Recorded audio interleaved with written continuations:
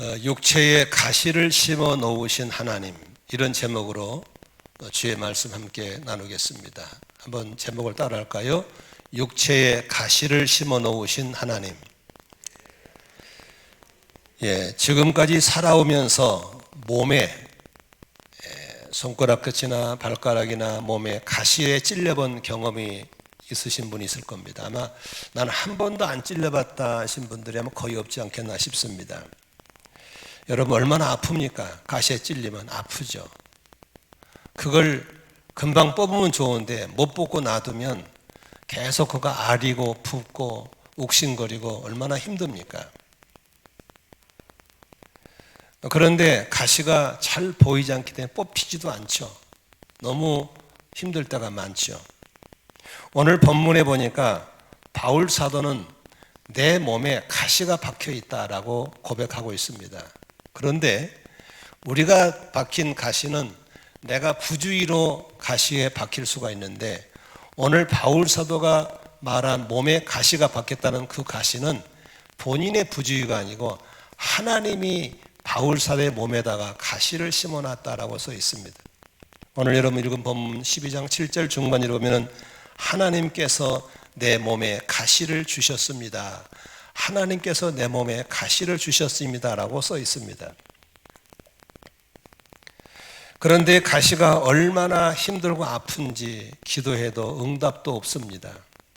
그런데 결국은 그 가시를 심어놓으신 하나님의 뜻을 깨닫고 바울은 이제 원망 불평이 감사가 되고 저주가 축복이 되어버리고 능력이 됐다는 간증과 함께 오늘의 중요한 메시지를 주고 있습니다.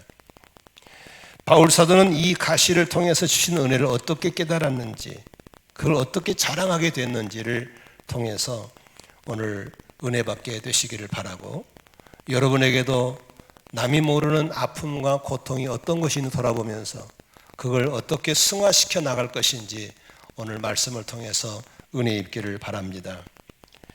첫 번째 생각해 볼 수 있는 것은, 바울은 이렇게 몸에 가시가 박힐 수밖에 없었던 상황은 본인이 남다른 큰 축복을 받았기 때문에 그렇습니다.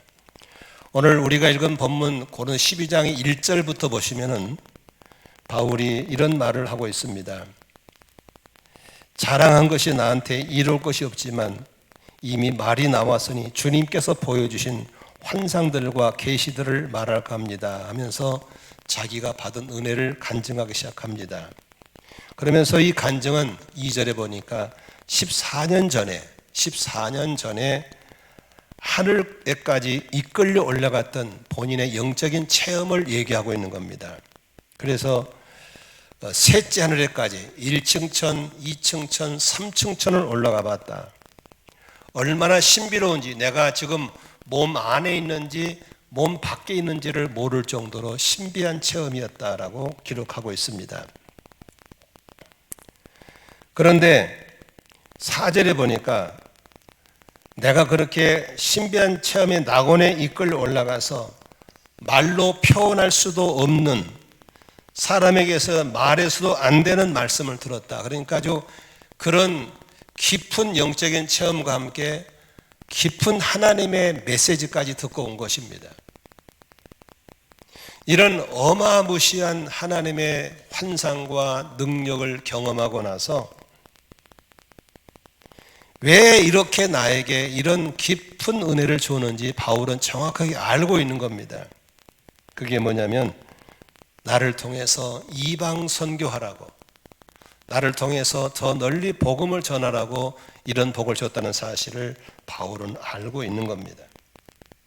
그리고 바울은 그걸 위해서 달려가기로 헌신하고 결단한 것도 사실입니다. 나의 달려갈 길과 주 예수 기본 사명 곧 하나님의 은혜의 복음을 전하는 일을 마치려면은 나는 내 목숨도 아깝지 않다라고 헌신하신 분이 바울입니다.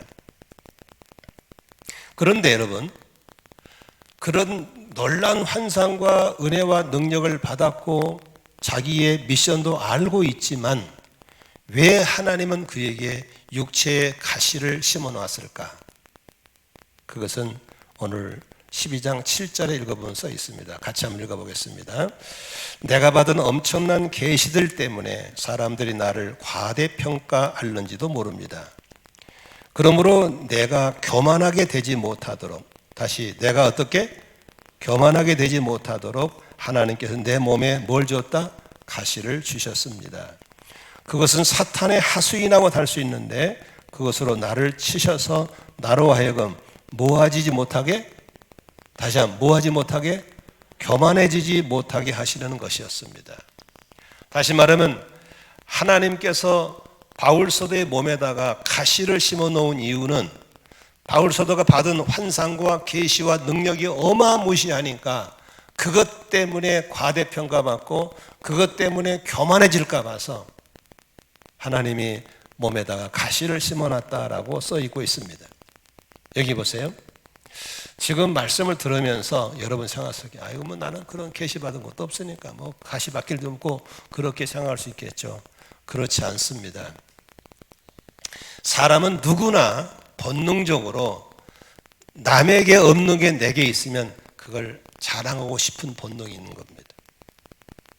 외모가 충출하신 분은 좀 나보다 외모다 못하면 자기 외모를 자랑하고 싶고, 재정적인 여유가 있는 분들은 나보다 가난한 사람 만나면 재정적 여유가 있는 걸 알리고 싶고, 학벌이 나보다 못한 사람 만나면 나에게 너보다 더 나은 학벌이 있음을 얘기하고 싶고, 또 몸이 연약한 사람 만나면 나는 너보다 건강하다는 걸 알리고 싶고, 그래서 내게 있는 것을 어떻게든지 알리고 싶은 마음이 본능적으로 다 있는 겁니다. 다 있어요. 그걸 알아주고 인정해주면 기분 좋고 그 사람이 좋아지는 거예요. 그러나 나에게 있는 특별한 것을 알아주지 못하고 인정해주지 못하면 그 사람이 싫은 거예요. 얼마나 재미있는지 몰라요. 그런데 그것이 곧 나를 교만하게 만들고 나를 넘어지게 할 수 있는 계기가 될 수 있다는 사실입니다. 그래서 돈 있는 사람은 돈 자랑하고 싶고, 학벌 자랑하고 싶고, 인물 자랑하고 싶고, 가문 자랑하고 싶고, 무엇인가 남에게 없는 것이 나에게 있을 때 그것을 알리고 싶고 인정받고 싶은 본능이 있는 거예요. 여기 가운데 저를 포함해서 다 예외가 아니야. 모두 다 그래, 모두 다. 절대 나는 아닙니다. 그럴 수가 없어요. 다 있어요. 그런데 하나님은 바울 사도에게 그렇게 특별한 걸 주셨을 뿐더러 특별하게 쓰시려는 계획조차 있는 거예요. 여러분에게 남에게 없는 게 내게 있다면 그건 자랑의 도구가 아니라 하나님이 여러분을 쓰시려는 기회인 것을 믿으시기를 바랍니다. 그러므로 그걸 통해서 넘어져서 마귀의 도구가 되기 전에 넘어지지 않게 하시려고, 교만하지 않게 하시려고 육체에 가시를 심어 놨다라고 성경이 써 있는 것입니다. 그렇다면 오늘 바울 사도에게 심어 놓은 가시는 어떤 것이었을까요? 바울 사도가 이게 가시다라고 얘기한 적이 없기 때문에 많은 학설들이 따르고 있습니다. 어떤 사람들은 바울 사도는 누구도 거칠 수 없는 간질이 있다. 간질을 천질이라고 그러죠. 간질한 사람도 있고, 어떤 사람은 조현병 환자다. 어떤 사람은 만성 두통 환자다. 어떤 사람은 눈이 참 안 좋다 등등을 많이 얘기했습니다. 그런데 일반적으로 바울 사도가 남긴 글들을 봤을 때 바울 사도가 갖고 있는 육체의 가시는 안질일 것이다 라는 생각입니다. 뭘 근거로 할 수 있냐면 갈라디아서 4장 15절에 갈라디아 교인들에게 편지 쓸 때 이런 편지를 씁니다. 그런데 여러분의 이 감격은 지금이 어디에 있습니까? 나는 여러분에게 증언합니다. 한번 읽어볼까요? 여러분은 할 수만 있었다면 여러분의 눈이라도 빼어서 내게 주었을 것입니다. 다시 말하면 바울이 하도 눈병이 때문에 힘드니까 갈라디아 교인들이 자기 눈을 뺏어라 주고 싶을 정도로 안타까웠던 것을 기록하고 있는 것입니다. 갈라디아 6장 11절에 보니까 그 당시 대체 편지는 불러주면 남이 대필한 편지였거든요. 그런데 갈라디아 마지막 부분에 이렇게 써 있습니다. 6장 11절 보십시오. 내가 여러분에게 직접 이렇게 뭘 썼습니다? 큰 글자를 썼습니다. 눈이 아주 안 좋았다는 사실을 얘기할 수 있는 것입니다. 바울은 다메섹 도상에서 예수를 만날 때 강력한 빛을 보면서 시력을 잃어서 한동안 시력을 잃었던 후천적 맹인 생활을 했었죠. 그래서 아나니에게 안수받고 눈에서 비늘 같은 게 벗겨지면서 다시 보게 됐잖아요. 그래서 바울은 눈이 아주 안 좋은 병이 있다라는 것이 추측하고 있는 겁니다. 그런데 바울은 그것뿐만이 자신에게 있는 육체의 가시가 아니라 10절에도 또 여러 항목을 써 있습니다. 같이 여러분 책 보십시오. 그러므로 나는 그리스도를 위하여서 병약함과 모욕과 궁핍과 박해와 곤란을 겪는 것을 기뻐합니다. 다시 말하면 바울 사도는 몸이 약했습니다. 건강하지 않아요. 늘 골골골 했습니다. 그것이 항상 자기 몸의 약함이 큰 어려움이죠. 그 다음에 한 대마다 복음 전한다고 모욕을 참 한마 쪽팔린 일들을 많이 당했습니다. 그리고 재정적으로 항상 어려웠습니다. 가난했습니다. 그리고 간 데마다 예수님 전한 것 때문에 환대는커녕 박해를 그렇게 받아왔습니다. 그리고 정말 이러지도 못하고 저러지 못하는 곤란한 일을 참 많이 겪었다고 오늘 기록하고 있는 것입니다. 그리고 매를 많이 받고 참 예수님 때문에 너무나 힘들었는데, 여러분 혹시 이 설교를 들으신 분 가운데서 나는 참 몸이 약해, 항상 몸이 골골해서 너무 힘들어, 이런 분도 계시겠죠. 그게 결정적인 그분의 약점일 수 있습니다. 그리고 재정적으로 나는 늘 돈 얘기만 하면 기가 죽어, 나는 이렇게 가난한지 몰라, 이런 재정적인 분도 있겠죠. 나는 집에서 예수 믿는 게 너무 힘들어, 왜 이렇게 예수 믿는 걸 다 싫어하는지, 나는 박해가 너무 심해. 지금의 나는 자녀 문제 때문에, 직장 때문에, 부부 문제 때문에, 또 공동체 문제 때문에 이러지도 못하고 저러면 진퇴양난 속에 있는 분도 있을 것입니다. 나는 지금 바울 사도에게 그런 가시가 있었다면 나에게는 어떤 가시가 있는지를 한번 돌아보시기를 바랍니다. 누가 알면 쪽팔리니까 감추고 싶고, 누가 그걸 아는 체 할까 봐서 숨기고 싶은 것들이 뭐가 있는지, 그게 바로 여러분의 가시일 수 있습니다. 이 땅에 예수 믿고 사는 사람 중에서 몸에 가시 없는 사람 다 있어요. 다 있어요. 저도 있어요. 여러분도 있어요. 그것이 안 드러날 뿐이지 다 있어요. 그러므로 이 설교는 누구도 피할 수 없는 거예요. 다 있어요. 다. 그 부분만 건드리면 아파요. 그 근방에만 오면 아파요. 왜? 가시기 때문에 아파요. 누가 좀 그 부분 좀 모른 척 하면 좋겠는데 그 부분 건드리기만 아파요. 그런 아픔들이 있어요. 이게 바로 가시예요. 누가 알까 봐서, 누가 건드릴까 봐, 누가 접근해 올까 봐서 언제나 경계하고 살아야만 하는 것이 가시예요. 그런데 바울 사도는 이 가시를 어떻게 대처했습니까? 첫째로 간절히 기도했다라고 써 있습니다. 12장 8절 한번 읽어볼까요? 같이 읽습니다.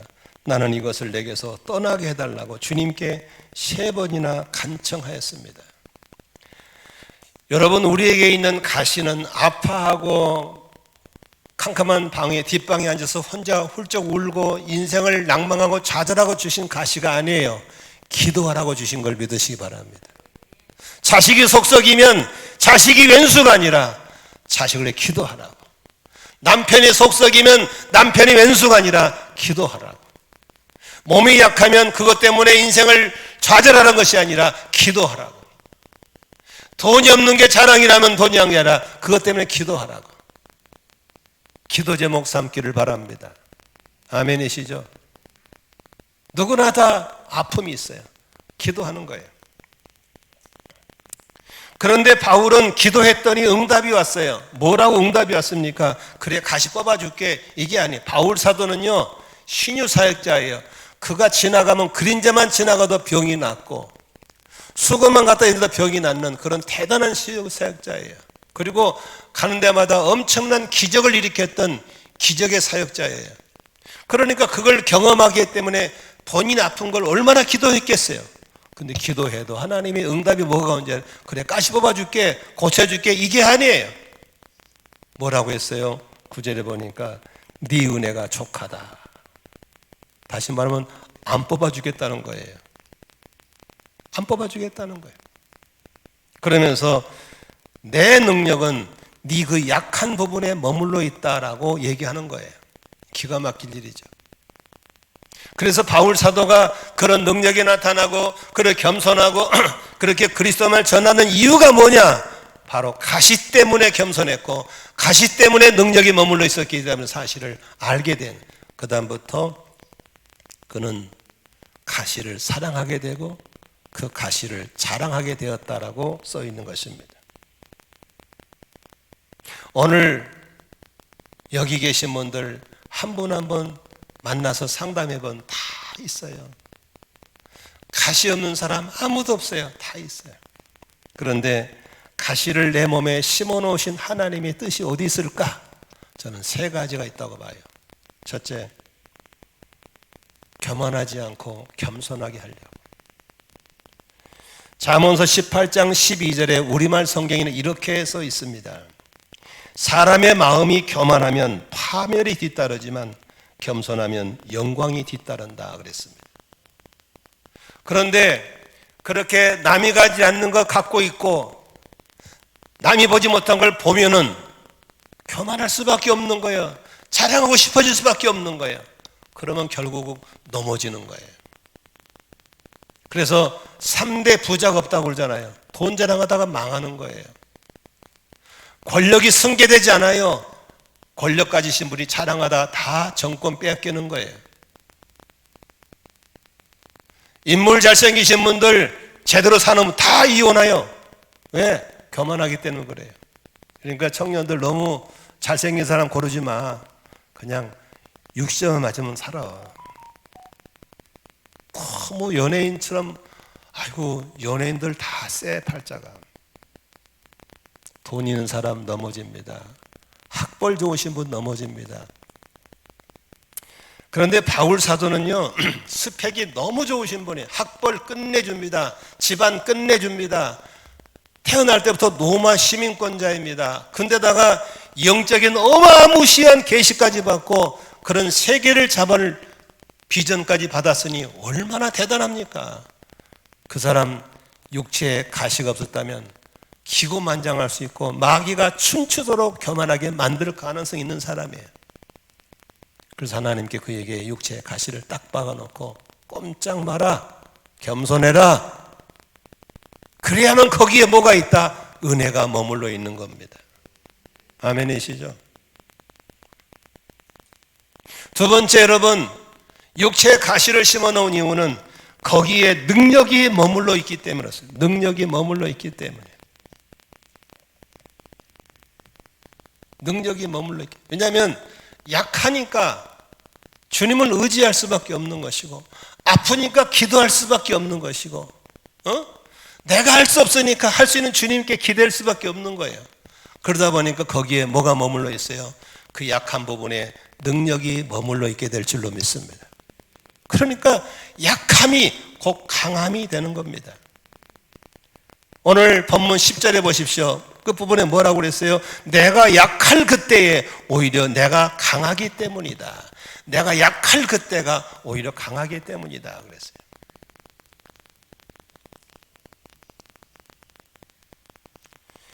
이 연약한 종이가 아무것도 아니면 혼자 다니면 연약해요. 그러나 나는 약하기 때문에 강한 판과 붙어 있으면 강할 수가 있는 거예요. 그러므로 나는 약하기 때문에 강하신 주님이 필요해. 나는 미련하기 때문에 지혜로운 하나님이 필요해. 나 아무것도 가진 게 없으니까 주님이 도와주셔야 돼. 그래서 바울은 아무것도 가진 것이 아니라 모든 걸 가진 자라고 그렇게 고백하고 있는 거예요. 세 번째, 가시는 내 힘으로 할 수가 없잖아요. 아프죠? 몸부림을 칠 수밖에 없죠. 진퇴양난이 사면초가죠. 이럴 때 어떻게 돼? 지난주 설교처럼 내 자아가 깨어지는 거예요. 저는 지난주에 설교 안 들으신 분들은 지난 설교를 꼭 좀 들어보라고 권면을 드리고 싶습니다. 내 자아가 깨지는 거 필요합니다. 그러나 자아가 안 깨지죠. 그러나 이런 육체의 가시가 나를 괴롭힐 때 그 사이에 내 자아는 깨질 수 있어요. 저는 목회하면서 많은 성도들을 상담하고 만나보잖아요. 근데 몇 마디만 나눠보면 금방 알 수 있어요. 저 사람은 자아가 아직 안 깨졌구나. 저분은 많이 깼지만 좀 더 깨져야 됐구나. 금방 알 수 있어요. 혹시 나한테 찾아와서 내 자아가 깨졌는가 테스트 해주세요. 해줄 일도 없고 해주지도 않습니다. 그러나 스스로 한번 자가 판단할 수 있어요. 내 자아가 깨졌나 안 깨지는가. 내가 얘기했죠? 이 소리가 아닙니다. 이 소리도 아닙니다. 모시기는 소리가 나지 않습니다. 자아가 깨지지 않은 사람은 말이 많아요. 무슨 일을 부탁하면 그렇게 말이 많아요. 아직 안 깨진 사람이요. 자아가 깨진 사람은 무슨 일을 부탁하면 소리가 나지 않습니다. 아멘만 합니다. 그렇게 핑계가 많고 조건이 많고 이유가 많은 사람들은 아직까지 주님이 쓰시기는 불편한 사람이에요. 이렇게 어마무시한 스펙을 갖고 엄청난 영적인 환상과 능력을 갖고도 꼼짝을 못하는 바울사도 자아가 깨질 수밖에 없죠. 깨질 수밖에 없죠.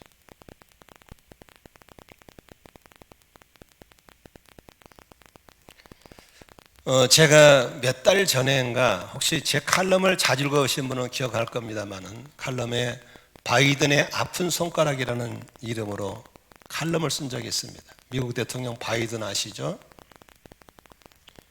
그분이 우리나라 아니라 80이 넘었습니다. 80 넘은 노인네가 세계적인 강대국의 대통령이 되어서 비행기 타고 하루에도 동서남북을 왕래하는 대단한 분으로 쓰임받고 있잖아요. 그런데 바이든의 삶을 돌아보면 너무 아픈 과거들이 많아요. 남자가 잘생겼잖아요. 공부도 많이 했잖아요. 아주 정치적으로 말하면 대단한 화려한 이력을 갖고 있잖아요. 그러한 바이든의 뒤편에는 뭐가 있습니까? 너무너무 많은 아픈 손가락이 있어요. 젊었을 때 사랑하는 아내와 딸이 교통사고로 동시에 둘이 죽습니다. 여러분, 한 사람은 죽어도 가슴이 미어지는데 사랑하는 아내와 딸이 죽었을 때 그의 처절한 고통은 말할 수가 없었습니다. 그래서 지금의 아내와 재혼을 합니다. 그리고 전처사에 낳은 아들이 둘이 있습니다. 근데 큰아들이 공부를 잘하고 똑똑합니다. 아버지의 위로였고 아버지의 자랑이었습니다. 그 아들이 법대를 나와가지고 판검사를 거쳐서 유명한 변호사가 됩니다. 그리고 그 지역에서 정치를 잘해서 그 지역의 유명한 정치자로 크게 됩니다. 아버지의 자랑이고 아버지 위로였죠. 그런데 그 잘난 아들이 43살 때 암이 걸려 죽습니다. 여러분, 살아가면서 아내를 잃고 딸을 잃고 그 잘난 아들을 잃어버렸을 때 그 바이든은 얼마나 고통스럽고 괴로웠겠습니까? 이제 남는 것은 혈부치 둘째 아들 하나 남았습니다. 근데 이 아들이 또 사고 뭉칩니다. 아편 중독자예요. 마약 중독자입니다. 성 중독자입니다. 그러니까 바이든이 가는 데마다 정적들이 괴롭힙니다. 아픈 손발 찌르는 거예요. 네 아들이나 잘 키워라. 네 아들이나 잘해라. 네나 잘해라. 얼마나 고통스럽고 얼마나 힘들었을까. 그때마다 바이든은 하나님을 붙잡고 기도할 수밖에 없었고 자아가 깨질 수밖에 없었고 자기의 연약함 때문에 이런 그 어려운 아픈 손가락 때문에 어쩔 수가 없이 하나님께 매달리게 됩니다. 더 겸손합니다. 결국 나이가 80이 돼서 온 국민에게 인정받고 한 나라의 대통령이 됩니다. 그가 대통령 당선됐을 때 마약 중독가 된 아들, 그 못난이 아들이 연단에 뛰어 올라갑니다. 그리고 아버지의 목을 안습니다. 아빠, 자랑스럽다고. 그때 그 아들을 끌어안고 아버지는 아들을 자랑합니다. 이게 내 아들이라고. 많이 회복됐다고. 앞으로 잘할 거라고. 여러분에게는 무엇을 감추고 싶습니까? 뭘 건드리면 발끈하고 화가 납니까? 그것이 여러분에게 몸에 심어놓은 아픈 손가락이고 몸에 심어놓은 가시인 겁니다. 바울은 몸에 심어놓은 가시를 어떤 자세로 대했을까요? 12장 8절에 이걸 떠나게 해달라고 하나님께 간청했다 그랬습니다. 여러분, 많은 사람들이 자기 몸에 심어놓은 가시를 향해 절망해버립니다. 나는 저 인간, 저 남편, 저 여자, 저 자식들 포기해버립니다. 아닙니다. 포기는 사탄이 주는 겁니다.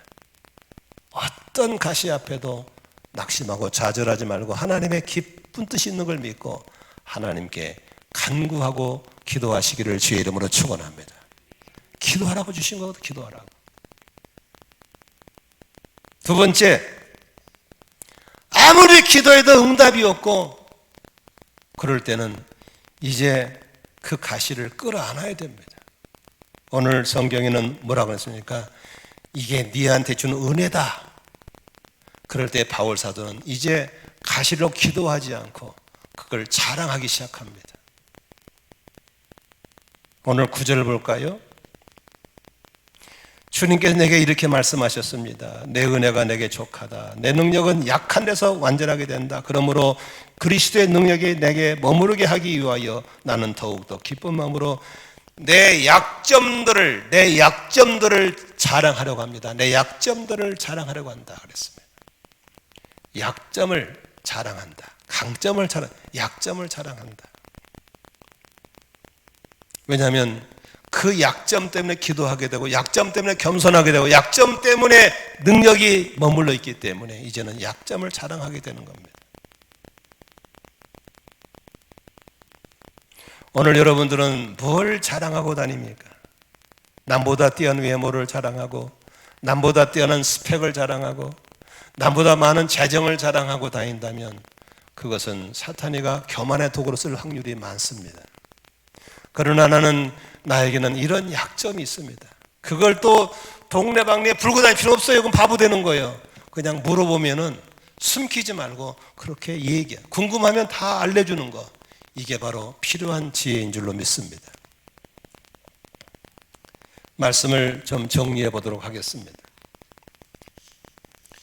모든 믿음의 사람들은 하나님이 자신에게 주어 심어놓은 가시를 극복한 사람들이었습니다. 바울 사도도 그랬죠.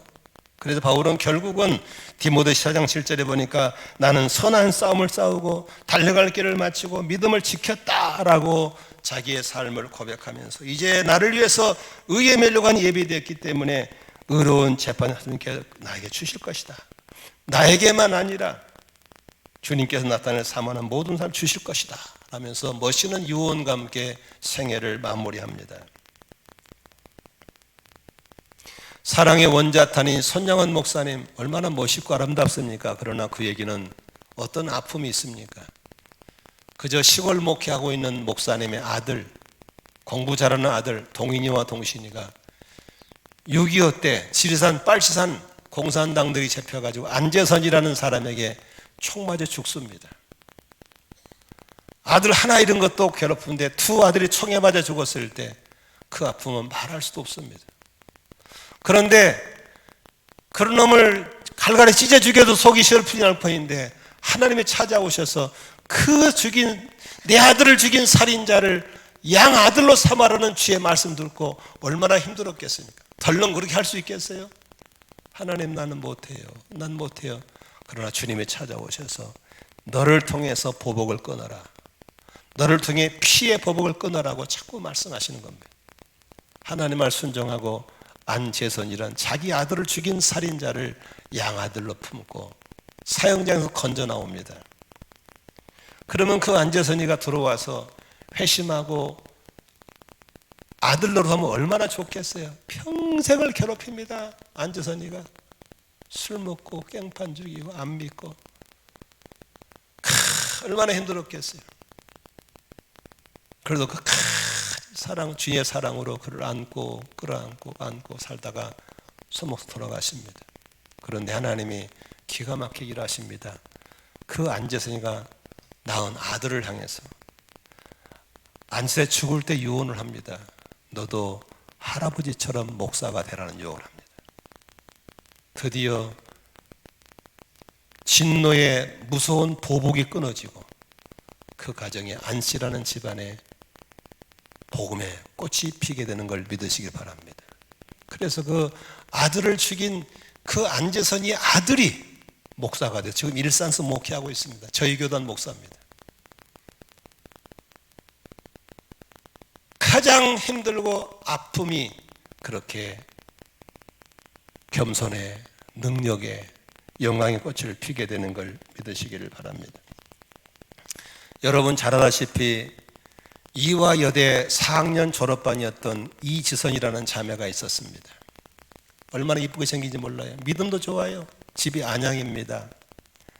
학교를 마치고 오빠도 서울로 직장 다니는데 마치고 안양 집에 퇴근하는 오빠 차를 타고 마포대교를 건너는데 음주운전자가 오빠 차를 쳐버립니다. 그래가지고 차량 사고 나서 차량에 화재가 생깁니다. 그래가지고 눈을 떠보니까 그 이쁜 이지선이가 화상을 입었는데 전신 화상, 완전히 사람이 숫더기처럼 타버린 겁니다. 목숨만 붙어있는 거예요. 그 이쁜 이지선의 얼굴이, 아가씨 얼굴이 하나도 안 보입니다. 완전히 흉측하게 돼버렸습니다. 수십 번 셀 수 없는 숫자를 수술을 하면서 콧구멍을 뚫어내고 코를 붙이고 귀를 달고 그러면서 사람이 회복되어 가는 겁니다. 결국 그 잘생겼던 이지선이가 공부를 시작합니다. 미국에서 유명한 학교에서 박사학위를 받고 지금 한동대학교 사회복지학 교수가 되어서 앞으로 나와 같이 불행한 사람들을 살리는 데 쓰임 받겠다고 일하고 있는 교수가 되었습니다. 종합병원처럼 연약한 뇌성마비로 태어난 송명이라는 시인을 기억하시죠? 그분이 벌써 환갑이 넘었더라고요. 남이 도와주지 않으면 아무것도 할 수 없는 전신마비, 소아마비, 뇌성마비 환자입니다. 대소변도 혼자 할 수 없습니다. 그런데 그에게는 맑은 영혼을 주셔서 그가 시를 쓰면 그 시가 노래가 되어서 전국의 수많은 기독교인들에게 위로와 소망을 주고 있습니다. 그분이 쓴 시 가운데 공평하신 하나님, 너 가진 거 나 없지만 나 가진 거 너 없단다. 공평하신 하나님. 그러면서 그런 아름다운 시를 쓰면서 얼마나 많은 사람에게 선한 영향력을 끼치고 있는지 모르겠습니다. 우리가 알고 있는 베토벤이나 반 고흐나 이런 유명한 인물들도 전부 다 몸에 엄청난 가시를 끌어안고 있을 때 베토벤의 아름다운 곡이 나올 수 있었고 바운 같은 유명한 그림이 나올 수 있었던 것입니다. 저는 지난 한 주간 동안에 우연히 제가 잘 아는 목사님의 아주 대형교회 목사님입니다. 국내적으로 많이 알린 스타급 목사님이십니다. 그 목사님의 간증을 듣고 18분짜리 간증을 듣고 제가 깜짝 놀랐습니다. 만날 때마다 너무너무 젠틀하고 연예인 같고 잘생기고 말도 멋있게 하고 설교도 잘하고 교회도 크고 진짜 뭐 공부도 많이 하고 나는 우리 세대 사람이 아닌 것 같았어요. 그런데 그분이 어렸을 때 간증을 들어보니까 눈물 없이 못 듣겠더라고요. 초등학교 저학년 때 4살 아래 동생하고 둘이 살고 있었어요. 엄마는 행상을 해서 시장통에 행상 고무신 신고, 아버지는 그냥 잡부일하는 그런 아주 가난한 집의 소년이었어요. 나는 그분이 그렇게 가난해 주신지 몰랐어요. 예수도 안 믿는 집이에요.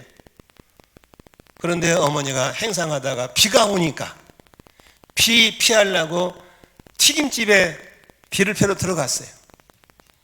그런데 고무신을 신고 미끄러우니까 미끄러져가지고 그 튀김집에 그 기름방울 다 뒤집어 써버린 거예요. 그래가지고 그 뜨거운 기름 튀긴 것을 홀랑 집어 써가지고 어머니가 완전히 그냥 익어버린 거예요. 너무 가난하니까 병원도 갈 수 없으니까 어머니가 홀라당 벗고 앉아가지고 그냥 피고름 줄줄 나는 거예요. 대소변도 안 받아. 그러니까 그 어린 소년이 엄마 대소변 받아주면서 걸음 닦아 지내는데 아버지는 하도 기가 막히니까 집을 나가버려요. 아버지도 못 쓰겠다고 나가버려요. 그럼 4살짜리 어린 동생이 엄마 하다가 엉아 하다가 맨날 엉아엉하고 울고 있는 거야. 배고프다고. 동생 걷어 먹일라, 엄마 대손 받고 걸음 닦아줄라. 어떻게 학교를 다니는지 모르게끔 학교 시절을 보내는 거예요. 너무나 엄마의 고통스럽고 그러다 결국 엄마가 돌아가세요. 정말 너무 배고프고 너무 처참한 걸 보면서 도저히 살아갈 수 없으니까 자살을 시도해요. 그래가지고 저수지 가서 소주 한 병 먹고 농약을 마시려고 탁 소주 한 먹고 농약을 마시려고 그러는데 부모 생각 안 하는데 4살 아래 동생이 생각나는 엉아 엉아 못 죽어요. 그래서 다시 덤프트럭에 뛰어들려고 뛰어들기도 하고 그렇게 하여간 모지게 자살도 만들어 못하더라고. 그러던 어느 날 중학교 다닐 때 한 친구가 우리 교회 한번 와보라고. 그래 교회 한번 따라간 계기가 됐는데 너무 싫은 거야. 교회도 맨 사기꾼과 거짓말 같고. 그래서 교회 갔는데 첫날 환영한다 박수를 쳐주고 난리 쳐진 거야. 평소에 박수를 처음 받은 거야. 박수까지 받았으니 안 갈 수가 없잖아요. 그래서 이제 안 가고 싶은데 안 갈 수가 없으니까 용기가 나니까 자기 만만한 친구를 데리고 갔어요. 그랬더니 또 새가 또 데려왔다고 또 박수 또 쳐준 거야. 그래서 한 번 가도 친구도 안 가면 다른 친구 데리고 가고 그래서 1년에 36명을 다른 사람 데리고 갔어. 그래가 졸지 전도왕이 됐어. 아무튼 기가 막히게 교회에 발을 들여가지고 예수 믿고 변화받아서 지금 이렇게 세계적인 목사가 됐더라고요. 누구도 따라갈 수 없고 흉내낼 수 없는 그런 처참한 과거가 있더라고요. 하나님의 위대한. 그래서 자기는 지금도 가난한 사람 보면 지금 환자를 보면 과거에 그걸 벗어도 절대로 함부로 할 수 없다는 거예요. 여러분 오늘 여러분을 힘들게 하는 가시가 뭡니까? 자식입니까? 육신의 연약함입니까? 재정 문제입니까? 남편입니까? 아내입니까? 뭘만 얘기하면 가슴이 저리고 아프고 무엇만 얘기하면 감추고 싶습니까? 바울 사도처럼 그게 기도 제목이고 그것 때문에 은혜 받게 되고 그것 때문에 자아가 깨지고 결국 그것이 복이 돼서 오늘날 그걸 자랑하게 하는 역사들이 일어날 줄로 믿으시기를 바랍니다. 그러므로 우리는 내 몸에 박힌 가시를 사랑하고 자랑해야 될 줄로 믿습니다. 이제는 내 몸에 심어놓은 가시를 부끄러우지 말고 숨기지 않아야 될 줄로 믿습니다. 저의 간증을 하고 설교를 마치겠습니다. 저는 목사로 살아오면서 남이 그분만 건드리면 싫었던 몇 가지 컴플렉스가 있습니다. 첫째, 나는 우리 집에서 나 혼자 예수 믿었기 때문에 집안에 아무도 믿는 사람이 없었습니다. 그래서 집사나 장로, 권사, 목사가 집안에 있으면 너무 부러웠습니다. 저를 위해 기도한 사람이 아무도 없었고 제가 힘들 때 도움을 주는 분이 아무도 없었습니다. 그래서 나는 믿는 집 가족들을 보면 다 그렇게 부러웠어요. 친구들 보니까 뭐 집안에 장로, 권사가 수두룩 하고 목사가 수두룩 하고 얼마나 부러운지 몰라요. 저는 너무 외로웠습니다. 학교를 좋은 학교를 나온 게 아니라서 학벌만 나오면 기가 죽었습니다. 특히 서울 쪽에서 나오신 분 만나면 다 기가 죽어서 학벌 얘기를 안 하고 싶었습니다.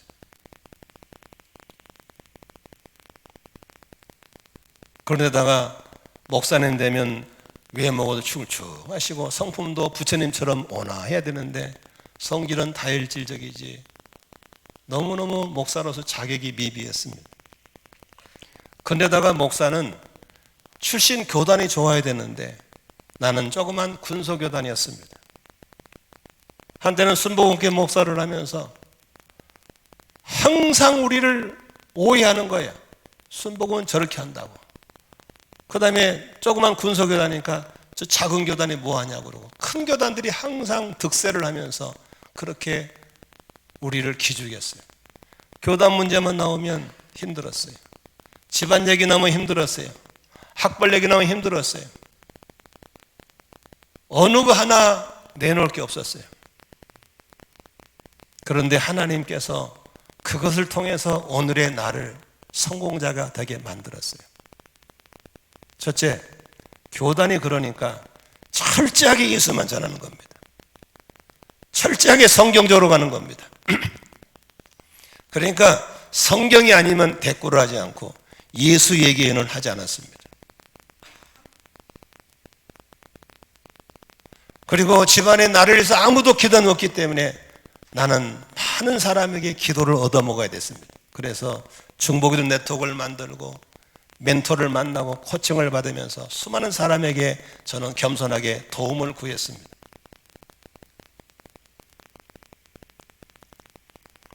군소교단의 서름을 이겨보려고 더 성경적으로 더 예수만 전하는 데 힘썼습니다.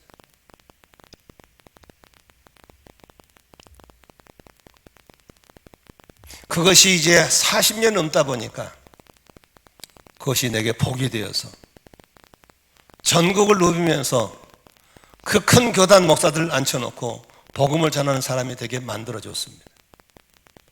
그리고 대학교에서 강의하면서 내가 그렇게 부러웠던 스카이 출신들을 앉혀놓고 가르치는 교수가 되게 만들어주셨습니다. 어느 날 학생들이 상담 와서 얘기하다 보니까 내가 그렇게 부러웠던 그 학교 출신들이더라고요. 하나님 그렇게 만들어주시더라고요. 내가 무슨 말만 하면 2단이 3단인 사람들 앞에 이제 그들이 나에게 집회를 요청하고 가서 집회해 주는 사람으로 저를 만들어 주시더라고요. 저는 이제 누가 말해도 학벌을 기죽지 않고 교단 문제 기죽지 않고 집안에 믿는 분들이 아무리 많아도 저는 부럽지 않습니다. 왜냐하면 그것 때문에 나는 많은 사람의 기도를 부탁하게 돼서 기도의 사람이 많아지게 되었고 그것 때문에 예수만 전하고 그것 때문에 더 성경적이다 보니까 그게 나의 강점이 되어버렸고 믿으시면 아멘 하십시오. 지금도 저는 교단적인 배경 전혀 없습니다. 지금 소속된 교단에 전혀 영향받지 않고 있습니다. 저는 오롯이 예수 그리스도, 오롯이 성경밖에 없습니다. 지금도 우리 집안에는 저를 기도하는 사람은 없습니다. 그러나 나의 이런 약점 때문에 많은 분들이 기도의 가족이 되어서 저를 위해서 기도해 주기 때문에 이런 영적 전쟁에서 이겨나가고 있는 걸 볼 수 있는 것입니다. 지금 어떤 학벌을 만나도 저는 기죽지 않습니다. 누구를 만나 단번에도 밀리지 않을 만큼 열심히 준비하고 또 부족한 것을 보완해 가고 있습니다. 이제 오랜 세월이 지난 지금 나의 약점이 강점이 되어버렸고 나의 단점이 오히려 장점이 되어서 이렇게 나가게 되는 것을 믿으시기를 바랍니다. 사랑하는 성도 여러분, 오늘 여러분에게 박혀있는 가시는 무엇입니까? 무엇을 가리고 싶고 무엇을 접근하면 움츠러지고 있습니까? 더 이상 그렇게 하지 마세요. 여러분 하나님 쓰시려는 계획이기 때문에 여러분을 겸손하게 만들려고 그 가시를 주신 것을 믿으시길 바랍니다. 그 가시 때문에 기도하셔야 됩니다. 그 가시 때문에 더 겸손하셔야 됩니다. 그러면 물이 낮은 곳인 것처럼 겸손한 곳에 하나님의 은혜가 흘러 들어가게 될 줄로 믿습니다. 그것 때문에 내 자아가 깨어지게 될 줄로 믿습니다. 아멘. 내 자아가 깨어지면 하나님이 그 가시도 걷어가 주실 것을 믿으시기를 바랍니다. 할렐루야. 저는 이 본문을 읽으면서 우리 성도들이 좀 나처럼 자유로웠으면 좋겠다. 기주처럼 좋겠다. 바울은 그 세상 많은 스펙들을 쓰레기처럼 버려버리고 예수 안에 주신 그 가시를 사랑하고 기도하는 멋있게 변화되지 않습니까? 우리 성도들 모두 다 그렇게 되시기를 주의 이름으로 축원합니다. 반드시 그 가시 때문에 잘 될 겁니다. 가시 때문에 축복을 받을 것입니다. 아멘. 그런 간증자가 되시기를 주의 이름으로 축원합니다. 축원합니다.